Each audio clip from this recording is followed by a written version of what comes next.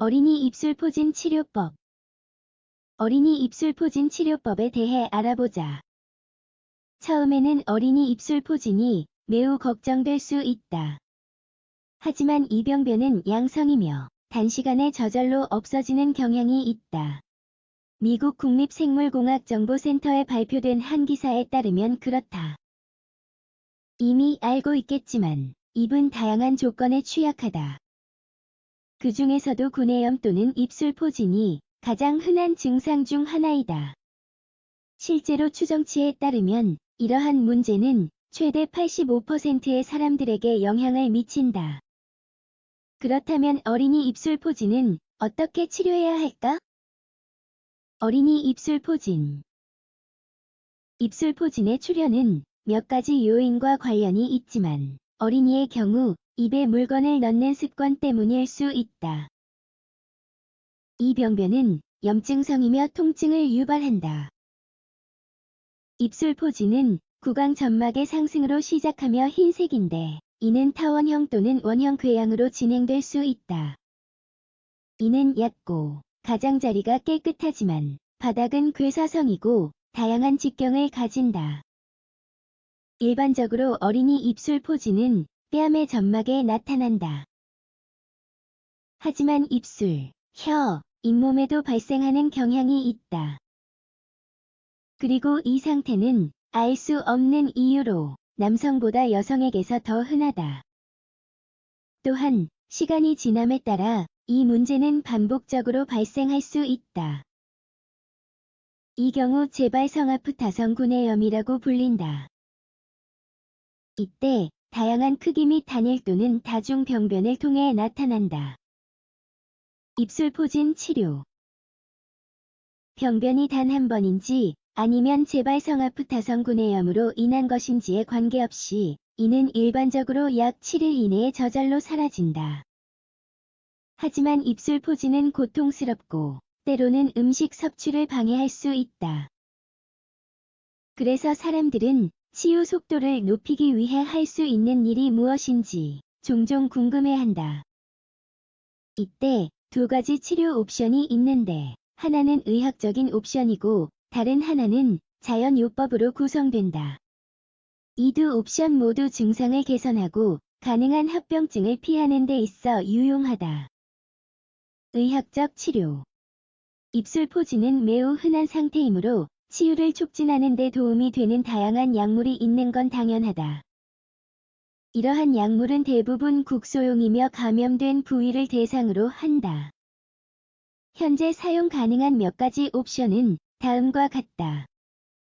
클로르헥시딘, 젤 또는 구강세정제와 같은 살균제는 병변을 유발하는 미생물을 공격한다.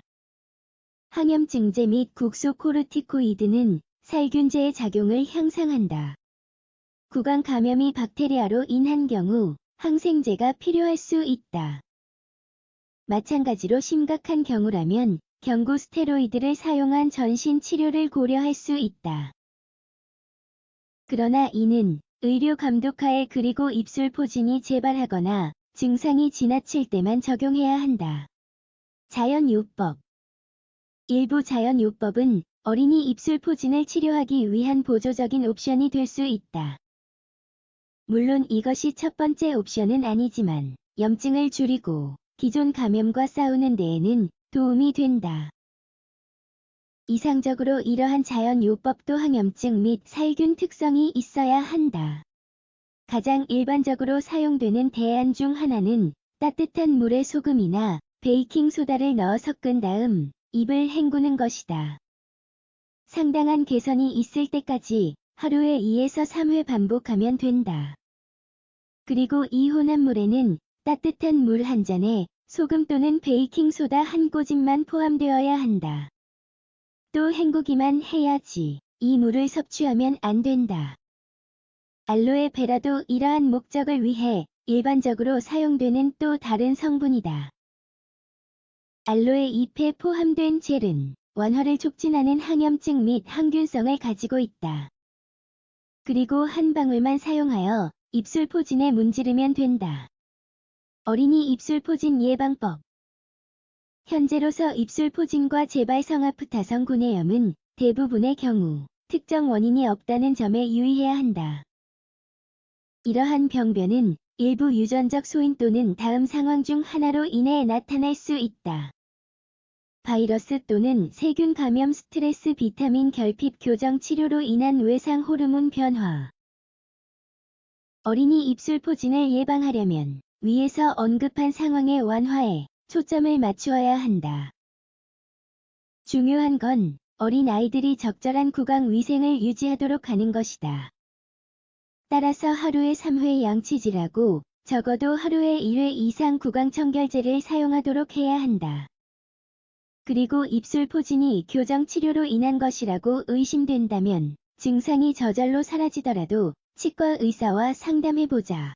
또한 미성년자는 비타민 B가 포함된 음식뿐만 아니라 비타민 보충제를 먹는 게 좋다. 비타민 B가 풍부한 음식은 다음과 같다. 잎이 많은 채소, 과일, 유제품, 말린 과일 및 씨앗류, 달걀, 살코기, 통밀, 시리얼. 일반적인 고려 사항. 입술 포진은 심각하지 않지만 어린이에게 발생하는 경우에는 성가실 수 있다. 일반적인 불편함을 유발할 수 있으므로 매일 식사를 제한할 수밖에 없다. 마지막으로 사용 가능한 치료법은 염증 감소, 통증 제거 및 적절한 치유 촉진에 중점을 둔다.